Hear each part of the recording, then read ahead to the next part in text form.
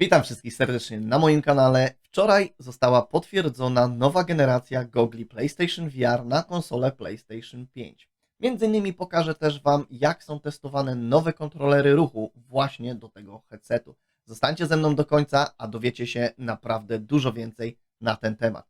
Ja jestem oczywiście TOMI PSVR i zostawcie suba, jeżeli jeszcze tego nie zrobiliście. Będziecie wtedy na bieżąco, a także pozostawcie lajka pod tym nagraniem. Ja zapraszam Was do oglądania. Pozdrawiam serdecznie. Cześć.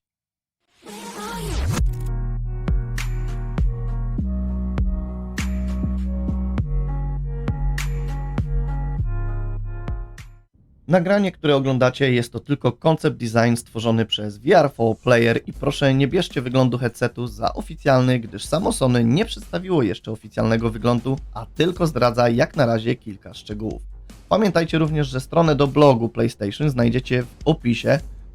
Dobra, no to zaczynamy. Słuchajcie, pamiętajcie tylko, że screeny, które będziecie widzieć na ekranie, właśnie są z tego blogu, więc pokrótce Wam je przetłumaczę, żeby było Wam wygodniej. Starszy wiceprezes do spraw planowania i zarządzania platformami Hideaki Nashino przedstawił pierwsze szczegóły dotyczące systemu VR nowej generacji, który pojawi się na konsoli PlayStation 5. Ponad 4 lata temu uruchomiliśmy PlayStation VR, aby zaoferować nowy, rewolucyjny sposób grania w gry na PS4, zapewniając graczom znacznie silniejsze poczucie obecności i głębsze zanurzenie w porównaniu z tradycyjnymi grami. W tym czasie widzieliśmy niesamowite doświadczenia, które napędzały gry w wirtualnej rzeczywistości, w tym wysoko cenione tytuły takie jak Astro Bot Rescue Mission, Tetris Effect, Blood and True, Most, Beat Saber czy Resident Evil 7 Biohazard. Poprawiliśmy również wrażenia z niektórych tytułów na PSVR granych na PS4 Pro i PlayStation 5. Dziś z przyjemnością informuję, że nasz system VR nowej generacji pojawi się na PlayStation 5, umożliwiając najlepszą rozgrywkę dzięki dramatycznym skokom wydajności i interaktywności. Po założeniu nowego zestawu słuchawkowego gracze poczują jeszcze większe poczucie obecności i jeszcze bardziej zanurzą się w świat gry.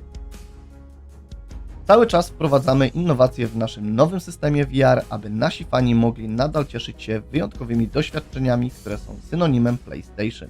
Wykorzystujemy to, czego nauczyliśmy się od czasu wprowadzenia PSVR na PS4, aby opracować system VR nowej generacji, który ulepsza wszystko od rozdzielczości i pola widzenia, pośledzenie i wprowadzanie danych.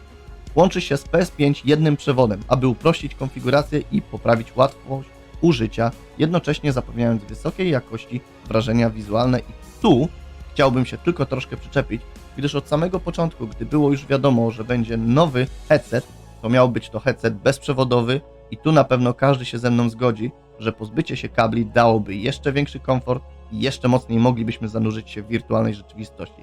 Ale nic nie jest jeszcze oficjalne, więc poczekamy i zobaczymy. Dobrze, no to jedziemy dalej. Wciąż trwają prace nad naszym nowym systemem VR, więc nie pojawi się on w 2021 roku.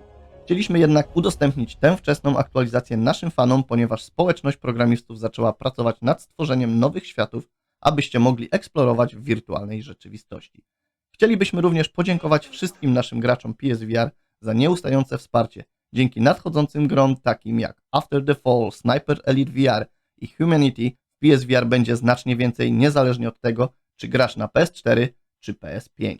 Zarówno dzięki PlayStation VR, jak i systemowi VR nowej generacji, który tworzymy, nasze zaangażowanie w wirtualną rzeczywistość jako medium do gier jest silniejsze niż kiedykolwiek. Z niecierpliwością czekamy na udostępnienie dalszych szczegółów w przyszłości. A teraz pokażę Wam nagrania, jakie powoli zaczynają wyciekać do internetu na temat testów nowych kontrolerów i tu również pamiętajcie, że nie jest to jeszcze oficjalna wersja, lecz wiadomo już, że będziemy mieli dużo lepsze kontrolery i mam nadzieję, że właśnie z takimi czujnikami jak na nagraniach. Ja się z Wami już żegnam i pamiętajcie o pozostawieniu łapki w górę, a także czy Wy, tak jak ja, nie możecie się już doczekać nowych gogli, a także aby zobaczyć oficjalny produkt. Trzymajcie się i do zobaczyska wkrótce. Cześć! So, the comparison between these new PSVR controllers with the Valve Index knuckle controllers is far too glaring to miss. So before we get too deep in the weeds on this new patent, let's just go over what the Knuckles controllers are like, just in case you're not up to speed on that side of the VR tech world. And then we'll dig into the similarities and differences with Sony's new controller patent.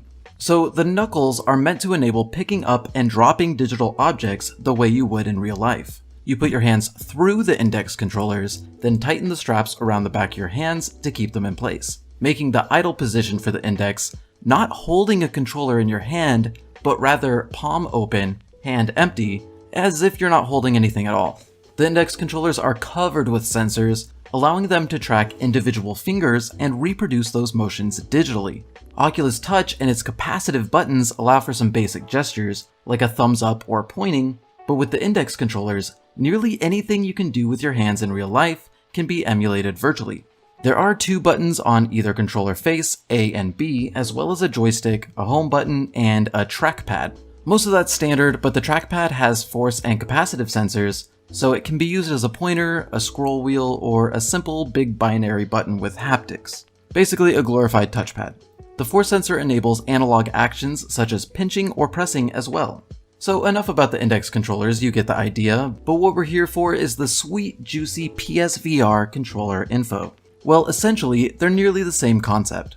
The patent shows a controller device that's worn around the user's hand with an adjustable elastic strap and buckle going around the back of the hand that will be adjustable to fit all hand sizes. On the front of the controller, we see button placement that nearly mimics the button layout of the current PS Move controllers. You got the 4 main buttons, presumably triangle, square, circle, and cross, but this time, instead of a big useless move button in the middle, we finally get that much needed joystick to move in the virtual world, as well as adjust the camera. There is no trackpad here though, unlike the Knuckles controllers, which honestly won't be missed much because I much prefer buttons over that kind of input any day. But each button is said to be capacitive on the front, similar to how Oculus's touch controllers currently work, where it can tell which button your thumb is resting on without actually pressing the button. But flipping the controller over is where things start to get really interesting. Starting at the obvious bit at the top, there's the trigger, which is standard, and it will also have capacitive tracking like the face buttons to determine if the index finger is resting on it or not. Also, the patent details haptic feedback and pressure sensing technology in the trigger itself, just like how the DualShock 5 is said to work. Meaning if you go to knock a bow, it will become harder to press the trigger down. Or when you pick something up, the trigger will press in more or less depending on the object's size and texture. And I was really hoping they'd add this in after the announcement on the DualShock 5, and if the patent's anything to go by, it seems that haptic feedback is definitely the way next-gen controllers are going. But moving on to the not-so-obvious section beneath that, just like the Knuckles controllers, these bad boys will be equipped with full finger tracking. Your index finger sits on the trigger, while the other 3 remaining fingers sit on the sensor bar beneath, each being tracked individually. On the sensor bar, there will be several sensors to make sure that no matter where your fingers touch on the controller, it can detect the placement of each finger correctly, as well as the distance of each individual finger from the controller. The patent also goes into some detail on some problems they're trying to overcome with the new form factor, and some possible solutions to the problems. Most of this section of the patent details hand size as the main focus issue, particularly smaller hands and how it's difficult to make a controller like that that's one size fits all. The patent was designed with larger hands in mind, causing smaller hands to barely be able to reach the sensor, causing the fingers to be shown as fully extended when they're actually not. But there are a couple of ways that this talks about rectifying that problem, though it seems unlikely that this is a concrete fix, and it's more so just a workaround for workaround's sake.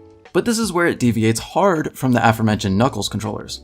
The patent explains potentially being able to slide the entire sensor rail bar left or right of the controller, making it closer or farther away from your fingertips, as well as potentially each individual sensor within the sensor bar can be moved independently up and down the rail to match the position of each separate fingertip, covering all hand shapes and sizes. But even more, there's a whole section of this patent that goes over having the entire sensor bar be detachable with a Joy-Con style sliding rail that you can attach different sizes of sensors to. So there's different sensor attachments so the controller itself can be larger or smaller to find the perfect fit and still track finger placement no matter your hand's shape or size. But like I said, this last bit with the detachable sensors seems a bit much, and I doubt that this will actually be a thing, and it's more like just a lazy workaround to the controller being too small. But after that, there's not all that much left on the patent. It was pretty short, but it did give quite a bit of information. There's nothing else really super interesting to show, but what has been shown is plenty enough to make me even more hyped for the next generation of PlayStation virtual reality. New controllers alone will make PSVR2 worth picking up, because those nearly decade-old Move controllers are the bane of my existence, and I despise them with a fiery passion. Okay, maybe I'm exaggerating, but still, they suck.